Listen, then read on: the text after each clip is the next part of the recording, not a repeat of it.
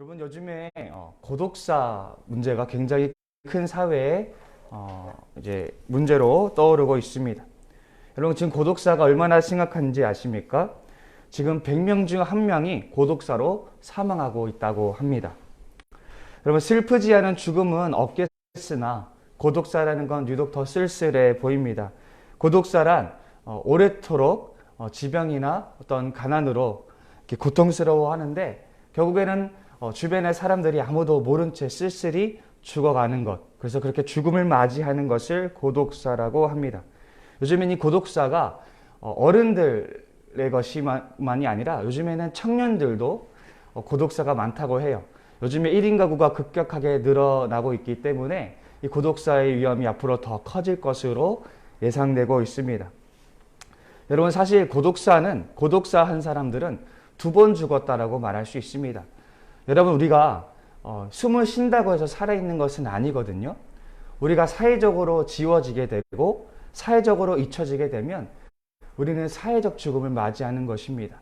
아무도 관심 갖지 않고 그래서 아무도 아무런 사회 관계가 없다고 한다면 그 사람은 사회적으로 이미 죽게 된 것이죠. 그런 의미로 고독사 당한 사람들은 이미 물리적으로 숨을 거두기 전에 사회적으로 죽음을 당한 그런 존재들입니다. 내가 죽을 때 옆에서 울어줄 사람이 있고 슬퍼하고 절규할 사람이 있는 것은 복이죠. 반면에 내가 숨이 넘어가는 그 마지막 순간에 그 차가운 바닥에서 아무도 모른 채 세상은 아무도 모르고 조용한 듯이 혼자 나 혼자 그 죽음을 맞이하는 것 참으로 괴로운 것 같습니다. 아마 고독사가 당하신 분들은 죽는 그 순간에도 나는 혼자였구나라는 그런 비참함을 가지셨을 것 같습니다. 오늘 빌립보서는요, 이 바울이 쓴 친필 서신입니다. 추정하건대 그가 로마에 투옥되어 있을 때에 쓴 편지로 알려져 있죠. 그가 쓴 편지 중에 마지막 편지로 알려져 있습니다. 그러니까 바울은 지금 로마에 로마의 그 가택연금을 당한 상태에서 이제 그는 죽음을 당할지 아니면 이렇게 석방될지 모르는 그 생사의 기로에 서 있는 상황인 것이죠. 사실 정황상 투옥 끝에 사형을 당했다라는 어떤 그 설이 많은 지지를 받고 있습니다. 어찌됐건 바울은 사역을 하면서 수많은 죽음의 위기를 넘겨왔어요. 그러나 바울의 서신에서 알 수 있듯이 그는 자신이 어디서든지 순교를 당할 수 있다는 사실을 알고 있었습니다. 그리고 지금 편지를 쓰고 있는 이 빌립보 편지를 쓰고 있는 그 순간에도 그는 아마 자신이 죽을 수도 있다는 사실을 충분히 인지하고 있었을 것입니다. 그런 상황에서 이제 빌립보 교인들에게 편지를 쓰는 거죠. 사실은 이렇습니다. 이제 빌립보 교인들이 바울이 이제 투옥되었다는 소식을 듣게 되었어요. 그러자 에바브로디도를 통해서 에바브로디도를 이제 바울에게 보내죠. 그래서 그에게 선물을 전달을 합니다. 이제 바울이 그들이 가져온 선물과 그 마음에 보답하기 위해서 편지를 쓰게 된 것이죠. 빌립보 교인들을 향한 바울의 마음을 알 수 있는 대목이 있어요. 여러분 모두는 내가 갇혀 있을 때나 복음을 변호하고 입증할 때에 내가 받은 은혜에 동참한 사람들입니다. 라고 본문이 기록하고 있습니다. 빌립보 교인들은 바울이 투옥되었을 때에 또 복음을 증거할 때에 그를 지지하였고 그를 도운 사람입니다. 그리고 지금 투옥된 순간 인생의 마지막을 보내고 있는 지금 이 순간에도 여전히 빌립보 교인들은 바울을 생각하고 있고 그를 위해서 선물을 보내오고 있습니다. 여러분 바울이 보기 얼마나 흡족했을까요? 빌립보 성도들은 바로 바울의 이방인 사역의 결실과 다름없기 때문이죠. 여러분 바울의 전도가요 방식이 대개 유대인 회당에서 이루어졌었어요. 그래서 바울은 가는 도시마다 먼저 찾아간 곳이 유대인 회당입니다. 거기에는 유대인들이 있고 또 하나님을 경외하는 자들이 있어요. 하나님을 경외하는 자들이란 유대인은 아니지만 어떤 유대교의 가르침 또 하나님의 관심을 갖고 매력을 느끼는 이방인들이 이제 유대 회당에 참여해서 함께 예배드리는 사람들이 있었어요. 그들은 할례 받는 것과 율법을 지키는 것이 부담스러워서 유대교로 개종은 못했지만 그래도 유대교에 관심이 있는 사람들. 그래서 적어도 하나님에 대해서 조금은 열려 있고 그 어떤 하나님의 계명에 조금은 마음이 열려 있는 사람들을 하나님을 경외하는 자들이라고 일컬었습니다. 그러니까 바울이요 유대 회당에 찾아 들어가서 유대인들에게 예수님을 증거하고 이 하나님을 경외하는 자들에게 복음을 증거했었어요. 근데 이 빌립보라는 도시는요, 회당이 없는 도시였어요. 그래서 바울이 이 빌립보 도시를 들어가서 처음에 간 곳이 어디냐면 이제 아낙네들이 빨래하는 강가였어요. 그래서 그 강가에 가가지고 거기서 사람들과 이제 대화를 하면서 거기서 복음을 증거하기 시작했습니다. 거기서 루디아라는 루디아라는 여인도 만나고 그렇게 이제 복음이 증거되면서 이제 이방인들에게 복음이 증거되면서 빌립보 교회가 세워진 거예요. 그러니까 이 빌립보 교회는 유대적인 토대가 전혀 없이 순수 이방인들에게 복음을 정해서 이방인들로 인해서 세워진 교회였던 거예요. 그러니까 바울이요, 여러분 이방 사역의 아주 선구자 아닙니까? 그러니까 이 빌립보 교회는 그 이방인 그 자신의 사역의 결실로 여겨질 수밖에 없었던 것이죠. 그래서 근데 이제 그렇게 자신이 복음을 전했고 자신이 그렇게 자신의 복음을 전함으로 세워진 교회가 자신을 여전히 사랑하고 지지해주고 응원하고 있는 거예요. 그리고 지금 마지막 죽음을 앞둔 그 순간에도 그 사람을 보내어서 선물을 전하고 자신들의 마음을 전하고 있는 것입니다. 그러니 바울이 얼마나 기뻤을까, 얼마나 흡족했을지 우리가 상상할 수 있습니다. 바울은 이들의 마음과 또 이들이 각자의 삶에서 자기가 복음을 전한 대로 열심히 신앙적인 삶을 살고 있다는 사실을 듣고 큰 위로를 받았을 것입니다. 그는 비록 로마의 그 감옥에 홀로 감금되어 있고 또 죽음을 눈앞에 두고 있지만 외롭거나 쓸쓸하지 않았을 거예요. 여러분, 바울은요, 죽음 앞에 초연한 사람입니다. 그의 생적을 보면 그가 전혀 죽음을 두려워하지 않았다는 것을 알 수 있습니다. 그 이유로는 먼저는 하나님이겠죠. 그가 하나님께 사로잡혔고 하나님 부르심이 명확했고 하나님과의 관계가 건강했기 때문입니다. 또 하나는 바울의 내면의 강직함이죠. 바울의 삶이요, 보세요. 정말 웬만한 사람은 감당하기 쉽지 않습니다. 바울이요, 심성이 곧고 아주 뚝심이 있는 사람이었고 아주 강직한 사람이었어요. 그러나 바울이 또 죽음 앞에 초연할 수 있었던 것이 무엇이었을까? 그 위기와 고난 앞에 초연할 수 있었던 이유가 무엇이었을까? 바로 외부로부터 주어지는 성도들의 사랑과 관심 때문이었을 거라는 사실입니다. 그는 죽음 앞에서도 혼자가 아니었어요. 오늘 그 빌립보 교인들, 에바브로디도를 통해 전해지는 그 빌립보 교인들의 마음을 통해서 나는 혼자가 아니구나. 나는 죽음을 기다리고 있지만 나는 결코 혼자가 아니구나.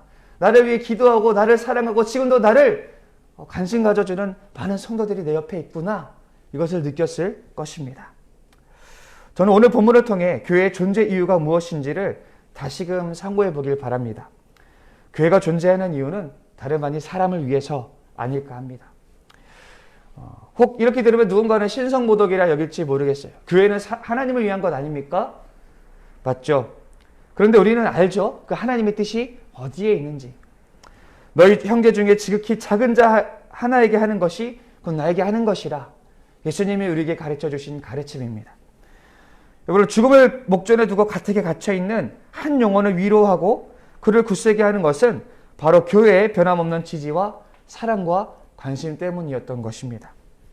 저는 23년 이 코피아 교회가 지경을 넓히라라는 표현을 가지고 나아갑니다. 올해 100명 성도라는 목표를 가지고 정말 교회의 부흥을 위해서 달려나갈 것입니다. 그러나 우리가 이때 놓치면 안 되는 것이 바로 한 사람을 향한 마음입니다. 한 영혼의 아픔에 관심을 갖고 한 사람의 탄식에 귀 기울일 줄 아는 교회가 되었으면 좋겠습니다. 교회를 찾는 이들마다 따뜻한 위로와 지지를 경험하고 서로가 서로에게 사랑과 관심을 발견할 수 있는 교회가 되었으면 좋겠습니다. 여러분, 그래서 우리 교회가 우리 성도들의 마지막 보루, 우리 성도들의 사회적 안전망 역할을 할 수 있었으면 좋겠습니다. 그래서 우리 성도들이 고난을 당할 때, 어렵고 힘들 때 그래도 나는 혼자가 아니지.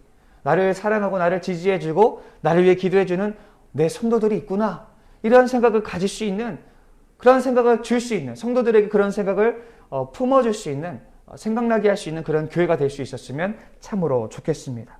그래서 우리 성도님들, 기간 지체들의 삶을 더 알기 위해서 귀를 기울이시고 또 그들의 기도 제목을 아예 외워서 평상시에도 기도할 수 있었으면 좋겠습니다.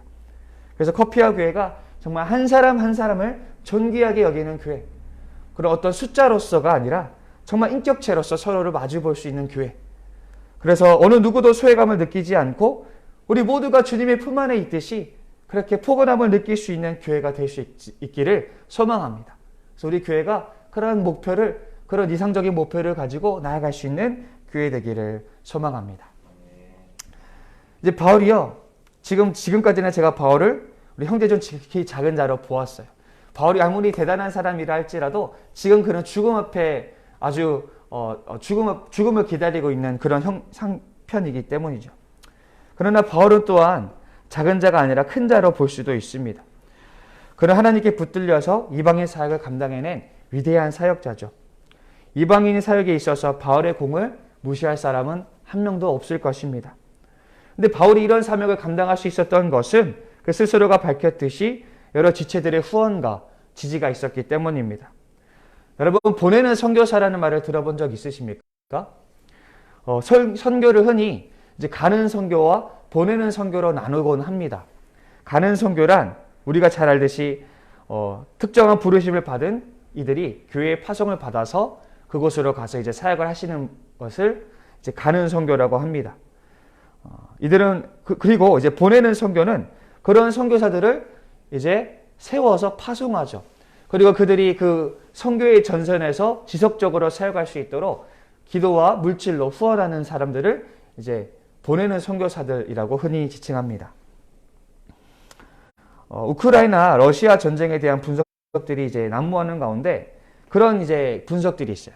러시아군이 고전을 면하지 못하는 것은 이제 보급 문제로 꼽는 것이죠.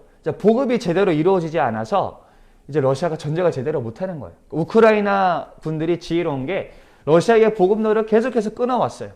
그러니까 보급이 제대로 이루어지지 않으니까 이 러시아 군들이 전쟁을 감당하지를 못하는 것이죠. 여러분, 아무리 좋은 무기와 뛰어난 화력을 가졌어도 후방에서 제대로 된 지원이 없다고 생각해 보세요. 전쟁을 할 수가 없습니다. 당장 먹을 것이 없고 당장 포탄이 떨어졌는데 어떻게 전쟁을 할 수 있겠어요? 결국 전쟁은요, 무기로만 하는 것이 아닙니다. 그 무기가 그 전쟁을 할 수 있는 군인들이 전쟁을 감당할 수 있도록 끊임없이 뒤에서 보급해주고 지지해주고 도와주는 그런 사역들이, 그런 일들이 있어야만이 전쟁이 이루어질 수 있는 것입니다. 그런 의미로 가는 선교사와 보내는 선교사 모두 다 동일한 하나님의 사명에 동참하는 것이라고 볼 수 있습니다. 선교 전선에서 앞에서 열심히 땀 흘려 일하시는 분들 정말 존경받아 마땅하죠. 그러나 그들의 비전에 동참하여서 자신이 정말 피땀 흘려 번 돈으로 또 나의 시간으로 그들에게 물질적으로 후원하고 기도로 후원하는 이들 역시도 참으로 존경받아 마땅한 이들입니다. 내 쓸 것을 쓰지 않고 나의 소비 생활을 위해서 쓰지 않고 그것을 아끼고 아껴서 정말 주님의 나라를 위해서 그들에게 아낌없이 흘려보내는 그런 보내는 선교사들이 참으로 귀중하다라는 것입니다. 그런 코피아 교회가 다양한 사역들을 감당하고 있어요.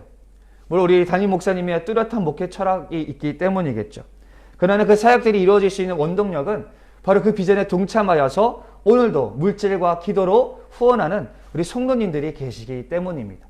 그래서 우리 성도님들의 그런 아낌없는 지지와 후원 덕분에 이 코피아 교회 사역들이 건강하게 지속될 수 있는 것입니다. 그래서 스포트라이트를 받는 소수의 교역자들 뿐만 아니라 각자의 삶에서 기도와 물질로 섬기는 우리 모두가 다 귀한 동역자이며 사역자라는 사실입니다. 바라기는 우리 성도님들이 이런 의식을 가지고 살아가시기를 소망합니다. 여러분, 우리가 왜 요즘에 그렇게 힘들게 돈을 벌고 왜 내 하루에 거의 절반 넘게를 시간을 써가면서 노동을 하며 살아갑니까? 물론 여러 이유가 있겠죠. 그러나 우리가 좀 생각을 바꿨으면 좋겠습니다. 나는 보내는 선교를 감당하기 위해서 이런 일을 하는 것이다.